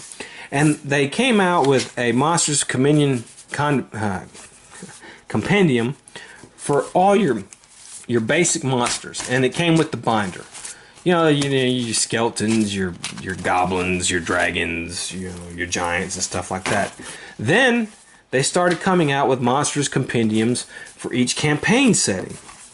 Each campaign setting started to have its own monsters compendium, and so if you wanted monsters from, let's say, the Dark Sun setting or the Greyhawk setting, you could buy it and put it in your big binder. And the binder was huge. It was like, man, it was that huge. But let's say you didn't play none of those settings, or you didn't care about those monsters, and you only wanted the Ravenloft monsters. Well, you just buy the Ravenloft monster compendium and just add it to your basic thing. And I really like that. I honestly, I love that format. Maybe it's because I'm sentimental, but I love just the tab folders. Hey, okay, I want all my A monsters, where I'm going to flip the A real quick. There we go. It makes it so much easier. The only thing I have a gripe is when they put like 2 monsters on one page. Like, they don't have it on any of these, but let's say this was said brain, and then on the back it had carrion crawler. Well, damn, now I either put it in the B or the C's. Which one do I put it in? They did that a couple times. That really kind of was dumb. However, the Ravenloft Monsters Compendiums, the first two, the first one was a set of just regular, basic, run-of-the-mill monsters you could find in Ravenloft. The goblins, like those, stuff like that. Stuff that had appeared in modules, and stuff, just kind of new, cool variants of monsters that were undead that would be unique to Ravenloft. Really cool. The second Monsters Compendium was different. It was Children of the Night. The moon is full, the mists have risen, the terror is upon you. Step into these swirling clouds of fog, and you will come face to face with creatures more terrible than you can imagine. Be careful, for those who are embraced by the mist seldom live to tell the tale. Children of the Night presents complete descriptions of 20 unique individuals for use in Ravenloft campaign setting, ideal for use as important NPCs or major villains. These creatures are certain to linger in your nightmare, in the nightmares of your players for characters years to come. And that's what it was. It was each a unique and individual monster with a name, and it would give their history. A lot of them had to deal with Dark Lords of the domain, so it would flesh out some of the Dark Lords, and would give updated where they were, what their current goals are, and you can pop them into any campaign. Just about all of these Children of the Night monsters at some point or another make an appearance in a future Ravenloft product. They are really good. I highly recommend getting this one right here. Well, hell, one of them is even really the Dark Lord of a kind of like a small domain off the Isle of Agony here, and it's like a Medusa. They're kind of like doing a Clash of Titans, where the Medusa layer in that. Several reoccurring characters that reappear later on. Highly. And each based off a unique type of monster, from ancient literature to Gothic literature, a few fantasy, and a few are unique and original. Highly recommend it. Really good product. You can always plug and use them in various campaigns, and you got the stats right there. Okay, so next is another adventure, Dark of the Moon. It's a werewolf module. And it's in the bitter cold of a land mired in eternal winter. We hadn't had one of those yet in Ravenloft. Hunters take the shape of wolves to better kill their prey. They stalk the snow-filled forest on paws of deadly silence. Powerful and swift, these evil shape-changers roam the land at will, murdering those who oppose them and plundering the weak. At the head of this pack paces the great black wolf of the wood. Is this murderer's beast the underling of Gregor Zonlik, the warrior who rules this waste? Seeking to extend his conquest by any means he can, Gregor has cowed the land of Vorstovkov, or wherever, by relying on ruthless strength and savagery. Are your player characters clever enough to survive against villains who are stronger, faster, and fiercer than any they encountered before? The Black Wolf awaits your answer in the biting cold. It's kind of... Now, in the supplement Dark Lords, way back early on, this domain was brought into play, but it was never on any map or anything like that. So now we finally get that, and we have an adventure in that domain. Okay, so this is really the first time that a Dark Lord for one of those supplements is used, and it's basically medieval Russia, but the like Siberia type Russia, and the werewolves are a little different. It is not the hey full moon comes, let me change into the werewolf. It's the really the more historically ancient and accurate kind is, hey, I ate the heart of a wolf and wear the pelt of a wolf, and then I turn into a wolf. That's that kind of werewolves you'll fight in here, and they're called I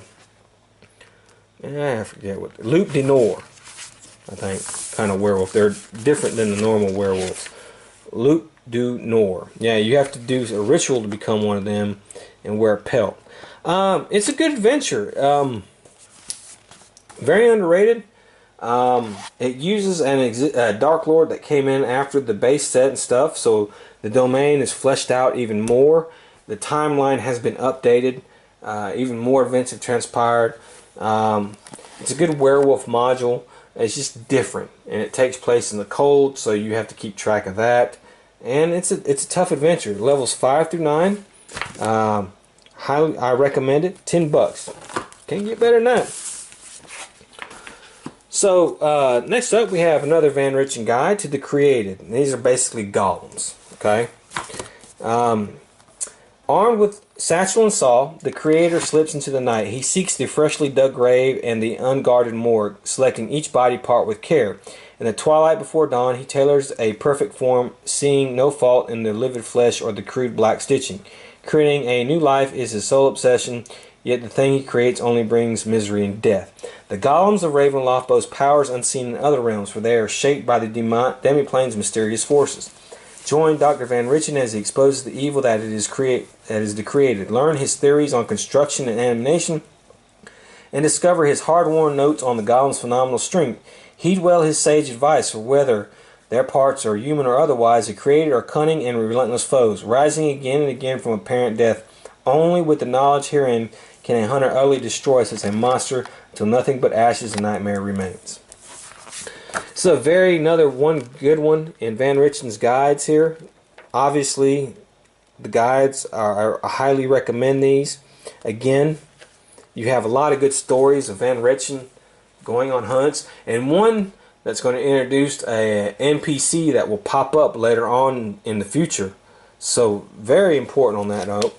You have your players, you have your things, and it makes golems really interesting because it's not just about the Frankenstein flesh golem. This covers a lot of different golems. Clay golems, straw golems, metal golems. Although it primarily does focus on the flesh one, it does go over all the other basically different type of golems and rules for them. So another very good guide, highly recommend. And on that note, Adam's Wrath, our resident Frankenstein Mary Shelley tale set in Ravenloft. This takes place in the domain of Lemuria, who Adam is a flesh golem created by Dr. Mordenheim, and Adam is the true lord of the domain, though most people don't even know he exists. Dr. Mordenheim is the Dr. Frankenstein, where he creates because of a tragedy.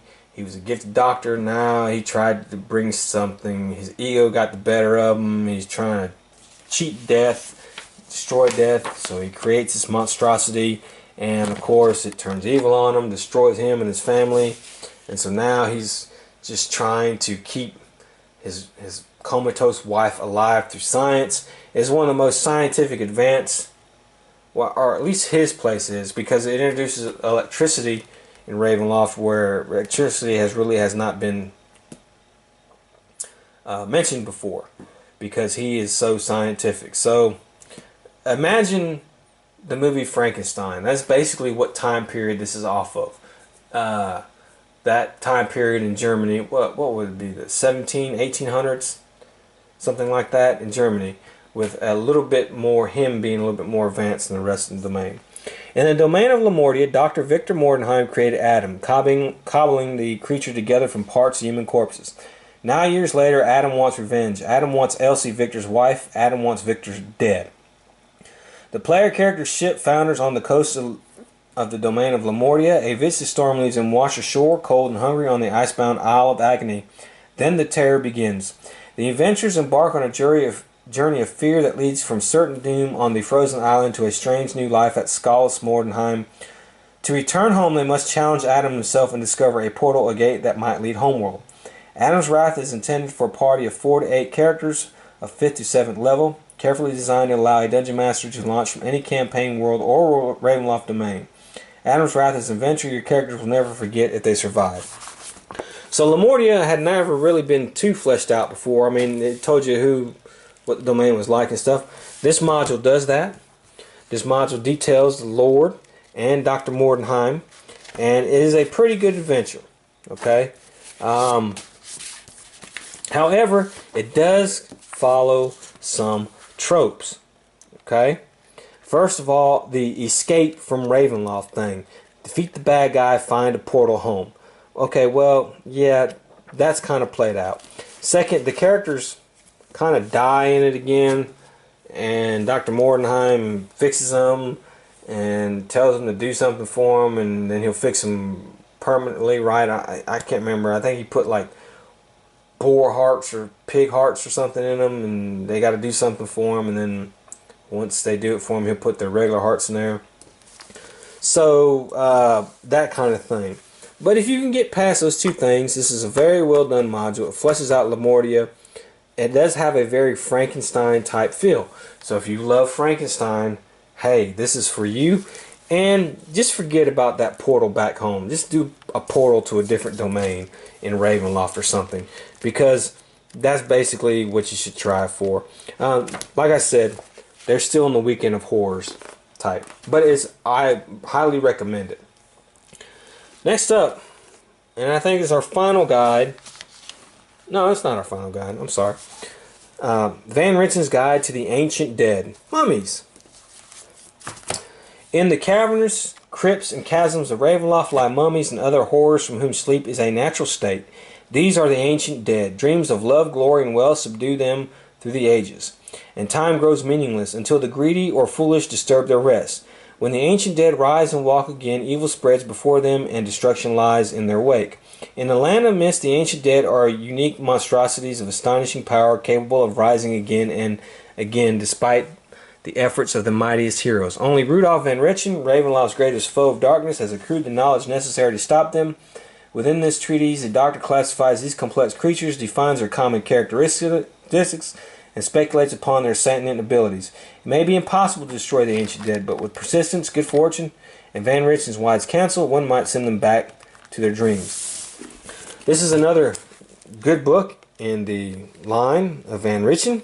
It goes over mummies, and basically it takes mummies from the boring white wrappings type mummy who lumbers around into a really unique type of undead being in Ravenloft. This really does some good stuff for mummies. There are different types of mummies. It makes the mummies a little bit more powerful. It makes them smarter. It's a really good book. And it just expands. And not just Egyptian mummies, but all types of different types of mummies.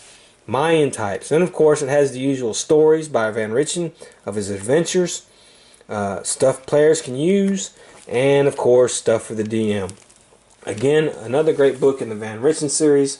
I would recommend it. And of course to accompany it comes The Awakening, a module set in Nova Vasa, where the mummy is the bad guy. However, well, it's for 4 through 6, levels 4 through 6. And it's within the horse plains of Nova Vasa. The Koshik bluffs rise from the earth like gigantic misshapen tumors. They give up stone to feed the sheer walls of Castle Fairhaven, but lately they have yielded stranger objects, figurines, coins, and other odd artifacts, which cursed them foolish enough to claim them. Now the ancient priestess Sacrament has awakened from a timeless sleep to come and take them back. Okay, so this is a module basically to expand upon the mummy stuff introduced in the Ancient Dead. Now I was actually very disappointed with this module, and I'm going to tell you why. We've already had a mummy module, Touch of Death, and I honestly like Touch of Death better, to be honest with you. Even though Touch of Death follows the tried and true format, I like the Egyptian type thing better. The good part, and really I could care less about Sacrament or whatever her name. She's a villainess. She is not the domain lord of the land. The domain lord of the land is Malkin, who is the alter ego of Sir Tristan Hiergard. Now this module fleshes that out a little bit and fleshes out the domain of Nova Vasa, which we had gotten very little detail on. And we had gotten very little detail on Malkin. And this module tells about him and the domain. However, Malkin never comes into play in this adventure. And Malkin is the Dr. Jekyll, Mr. Hyde of Ravenloft. Sir Tristan Hiergard is a good guy, but Malkin is his evil alter ego and is hiding in the shadows, and it's just an all-around bastard going around when he takes control, causing havoc and mayhem and murder and stuff like that. But you don't ever really come into contact with him because you're trying to chase this mummy who dies, and then it comes back, and then it dies, and it comes back, and until you go to its tomb and put the proper sacraments or whatever it is on there, she's going to keep coming back. So it's kind of just another mummy adventure, which I think was a big missed opportunity. I would have loved a cool adventure in Nova Vasa dealing with Malkin and that domain, and I would have loved that domain to be fleshed out more. Although the domain is fleshed out somewhat in The Awakening, which is the only reason, the only good stuff about it to me. It's one of my lower tier modules. I'm not that happy with it. If you're going to get it, be one of the last ones, because Tristan and Malkin are described in later products. Although this was at the time the first product that they were described in. So it was useful at the time, but it's kind of rendered obsolete by the timeline and a missed opportunity. However, Hour of the Knife is not a missed opportunity. It is a Jack the Ripper type module. Levels 4 through 6. A madman stalks the fog-shrouded streets of Pardion, killing with gruesome precision and always at midnight. A party of brave adventurers witnessed the most recent of these brutal murders. Now that they've seen the killer's face, they're sure to be his next targets. Who can be trusted in this city, where the residents are not what they appear to be? Those who dare track the killer will find strange allies and even stranger enemies. The adventurers must investigate the ancient mystery behind the murders that take place when the clock strikes the hour of the knife. This 64-page adventure includes a full-color poster and size map of Pardion. This is a great adventure, one of my absolute favorites. Now, Pardion was mentioned in the base set, but there was no Island of Terror. It wasn't on a map. It was the domain of Zarisa, right here. I'm sorry, it was a domain. So, here we go, right here. Okay, so basically what Zarisa is basically Victorian London. And Shadow of the Knife, Hour of the Knife, is basically a Jack the Ripper type module. Now the domain lord is Soto. He's a doppelganger. It means he can change shape to anything he wants to. However, his curse is that he cannot keep a form for more than a few seconds. He's always constantly changing. And every so many years he has to go on a murderous blood spree, killing spree, Jack the Ripper style, and you basically got to stop him. It is a great adventure. It's one of those who can you trust type things, because there's doppelgangers all over. The characters can end up getting killed and replaced with doppelgangers. I wouldn't say killed, kidnapped and replaced, and the doppelgangers can strike is a very paranoia type adventure. This adventure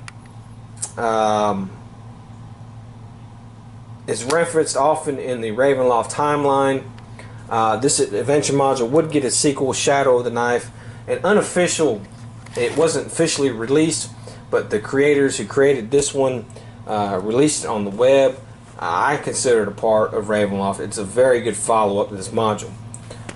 It also goes over the land and the lore of this domain, which we had not had really anything mentioned before. So it expands and does a good job with that. It's what Ravenloft modules should be. Great adventure, highly recommended. Now Zarecia would get changed.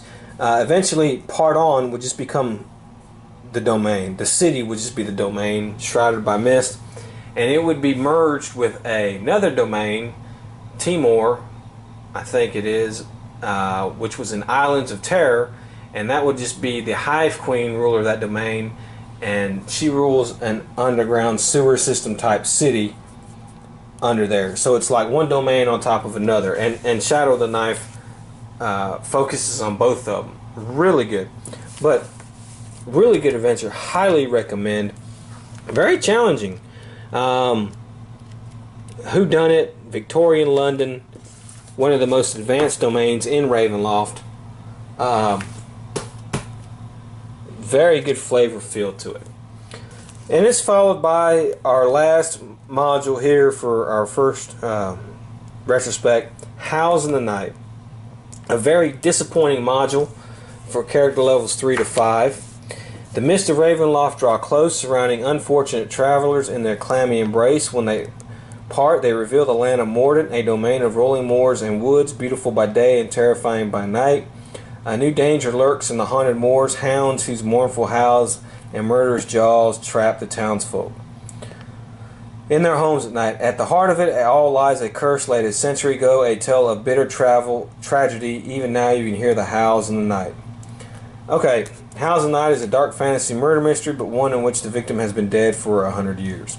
It's basically Hound of the Baskervilles, Sherlock Holmes type module. It takes place in Mordant. This module does nothing to flesh out the domain of Mordant.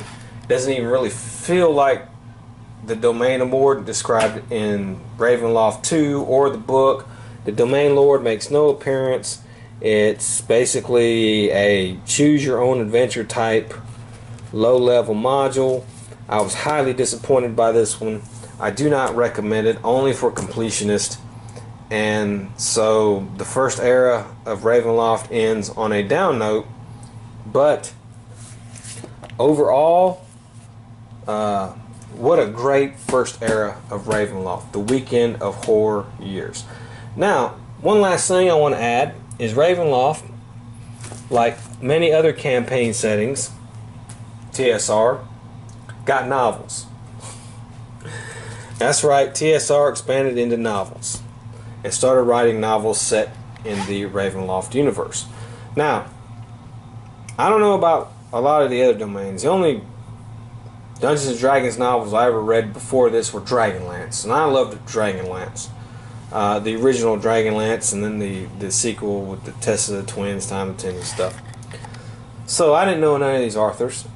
I didn't know how they were going to do my setting justice. And it's a mixed bag when you get these things. They can be garbage or they can be pretty good. So the first Ravenloft novel is Vampire of the Mist by Christy Golden. It was a mere $5. Can't beat that. Jandir Sunstar is a gold elf, a native of magical Evermint in the Forgotten Realms. He's also a 500-year-old vampire. Torn by rage and grief, Jandir is transported into the nightmare realm of Ravenloft, where he gains the attention of the Demiplane's master, Count Strad von Zarevich. But can Jandir trust his elegant fellow vampire once he discovers that his own quest for revenge is linked to the dark heritage of the domain? Okay, so I never knew who Christy Golden was, never read anything from her before. Vampires of the Mist basically takes place when Barovia was the only domain in Ravenloft, a little while after Strahd became the Lord, and it is an okay novel. Strahad is played or written more like a, I don't know, a petulant child a little bit than a tragic figure, which he kind of is in many ways. The domain is fleshed out somewhat, even though it's early on in its thing. It doesn't really fit like Ravenloft. It still feels a lot like fantasy, because Jandir Sunstar, who's an elf vampire, you know, he was a good guy adventurer. He fell prey to a vampire, became a vampire, feeds on animals, tries to still do good, and every now and then he loses it and goes into a rage and kills people. And his last rage, he's transported into Ravenloft, and he learns he can't feed off animals, so he has to feed off humans in Ravenloft. He's reluctant to do so. He tries not to kill them. He stays with Strahad a lot, try to teach Strahad some stuff, but he knows Strahad in the end is evil, and so he tries to redeem himself and take Strahad down. It sets up some lore that is used later on in the Ravenloft products, but it doesn't do Strahad justice. But it's a decent book. Christie Golden, I think, is probably one of the more renowned authors that wrote these books, and it's all right. It's like I said, it's not boring, and it's entertaining, but to me it's not as good as later books that would come along with Strahad. The second book is Knight of the Black Rose, and it's on the fable world of Krynn. Lord Sloth finally learns that there's a price to pay for his long history of evil deeds, a price even an undead warrior might find horrifying. Dark powers transport Soth to Barovia, and there the Death Knight must face the dread minions of Count Strahd von Zarovich, the vampire lord of the Nightmare Land. But with only a captive Istante woman and an untrustworthy ghost for allies, Lord Sloth soon discovers that he may have to join forces with the powerful vampire if he's ever to escape the realm of terror. So Lord Sloth is a Death Knight who is cursed to be a Death Knight. A very popular, fame renowned from the Dragonlance books and the Dragonlance story. Well, apparently, when Ravenloft campaign setting was formed, somehow or another, they weren't really tracing lore. Margaret Weiss and Tracy Hickman, or whoever wrote the Dragonlance books, weren't doing any Dragonlance books anymore. No Dragonlance stuff was being really produced. So, since they weren't doing any books anymore, they took Lord Soth, and one of the most popular characters, and brought him into Ravenloft to give Ravenloft an extra bit of oomph. And I always liked Lord Soth. He's pretty cool. And this book basically describes how he arrives in Ravenloft in Barovia. In Barovia, it's not early Barovia anymore. Barovia does have some domains. Like Gundrak. Soth goes there too. You meet Lord Duke Gundar. It's the first time you've ever really met him or had really thing to do with him. It just basically explains how Soth gets his own domain, how he comes into Ravenloft, why he comes into Ravenloft, how he's drawn in here. He wants to escape. He wants to go back to his world in Dragonlance of Krynn, and how he gets stuck here and gets his own domain here in Sithicus. And it has some good confrontations between him and Strahd and him and Duke Gundar. I like this book. It is a very good book to be. It's one of my favorites of this. It reads quick. It's fast paced. It's heavy on the fantasy elements, but it's never boring. It's very entertaining. James Lauder is the author, and I think he does a really good job. The book will get a sequel, which we'll go over at some other time, but it's probably one of my favorites in the series. It's just a very fast-paced, very good book. Alright, Dance of the Dead is the next one by Christie Golden. Larissa Snowman is a dancer aboard a magical riverboat. For years, the craft has traveled in Ravenloft unopposed by the sinister beings that rule over the dark domains. When the boat arrives at the zombie-plagued island of Sarange, however, the crew finds itself dancing to chilling music indeed. After discovering the Captain's sinister secret, Larissa must rely upon the creatures of the swamp and her mastery of the magical dance of the dead to save her soul. And so, a lot of people like this book.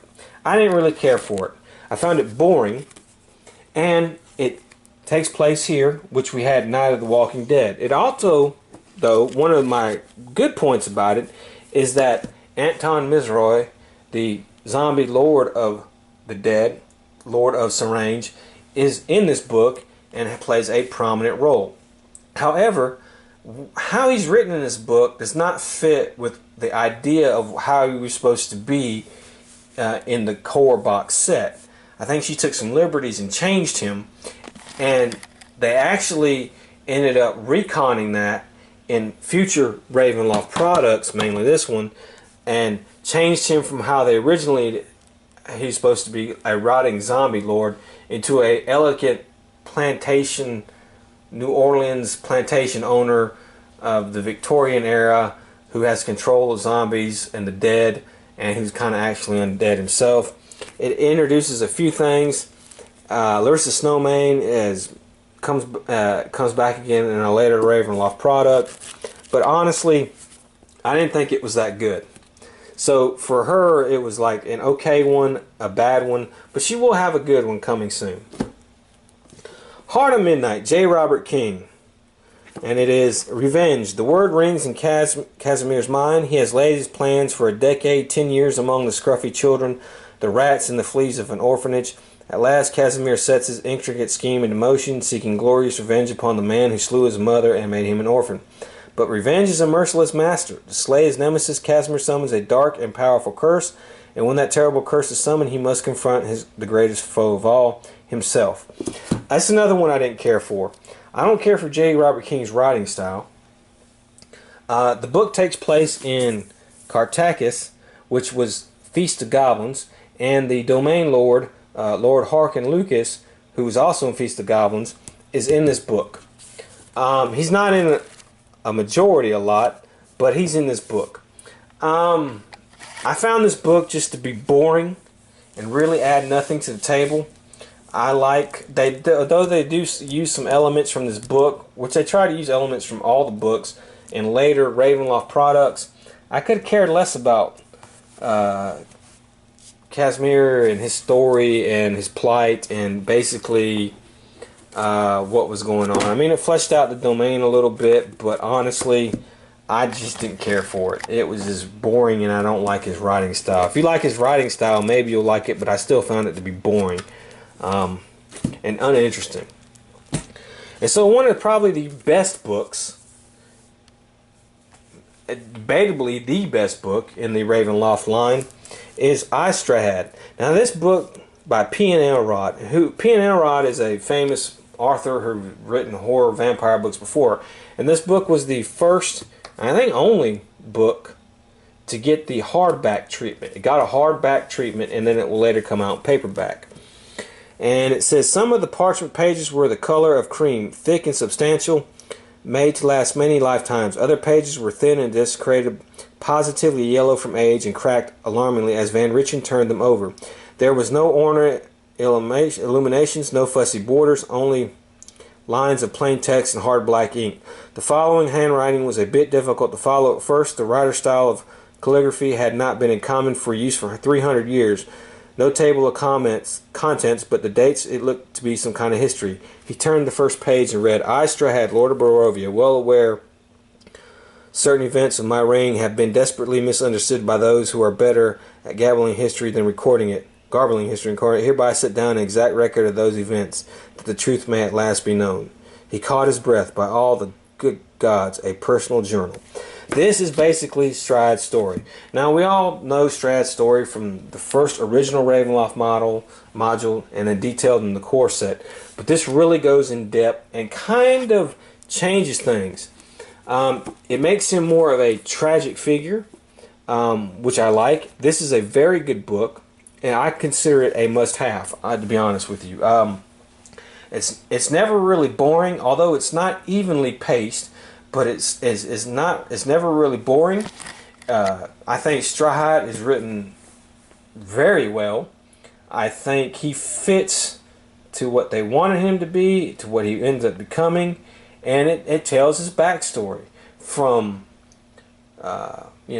his ancient lands of Barovia were invaded against an unknown army called Tegs or Turgs or whatever they were, and he had the freaking honor-bound duty of being his parents' firstborn son, who were the rulers of the land. He had an honor-bound duty to fight for his people, his kingdom, and his land, and push back these hordes. And he ended up doing it, and he settled the land of Barovia. But unfortunately, by the time peace was declared, he was 40 years old, world-weary, and just kind of a bitter guy because he spent his whole life fighting an evil force. And so his mother died, whom he loved. His father died. He had two other brothers, and his youngest brother, Sergei, is like 20 years his youth. And Sergei falls in love and with a beautiful woman, Tatiana, and he envies him so much. He loves his brother, but he envies him a lot. And there's an assassination plot, which I don't know if I agree with that a lot. It kind of even puts Strahd more in a good position, a good guy position, or more of a victim. I think it makes him a little bit too much of a victim. But it's still, I like it. He makes the deal with death to be young forever, or never to age, but it doesn't go how he thinks it's going to go. He becomes a vampire. He kills everybody, or kills a lot of people. Kills his brother. Titania flings herself from the rooftops when she finds out he killed him. He himself is killed, becomes a vampire, and slaughters everybody, and learns about what his stasis, why he's trapped in this domain, why he can't do this, why he can't leave, and all that stuff. A very good book, one I highly recommend. So that was our first era of Ravenloft. I hope you join me next time when we get into the second era. I want to say the golden years. So until then, have fun.